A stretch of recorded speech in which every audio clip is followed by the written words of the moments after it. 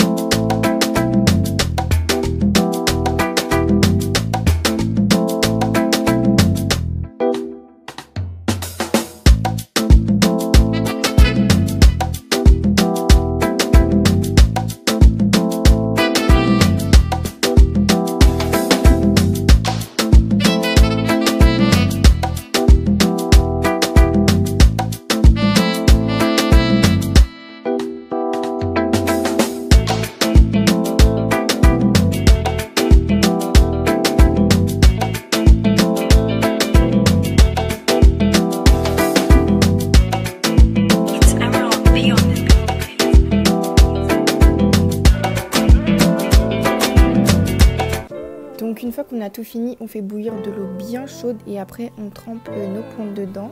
En gros, ça va permettre de faire tenir vos tresses comme le rôle d'un élastique quand on s'attache les cheveux et ça va faire un rendu plus lisse pour vos pointes ou ondulées selon comment vous trempez dans l'eau. Et ensuite, vous ajoutez de la mousse coiffante sur vos racines et vos longueurs. Ça va permettre de faire briller et de faire durer plus longtemps vos braids. Donc voilà le résultat, j'espère que ça vous aura plu. N'hésitez pas à mettre un like, à vous abonner comme d'habitude et surtout ajouter en masse ma copine Jade, celle qui m'a coiffée. Et elle coiffe grave bien et en plus elle fait ça pas cher et elle peut se déplacer. Donc ajoutez-la, je vous mets sur Snap tout de suite.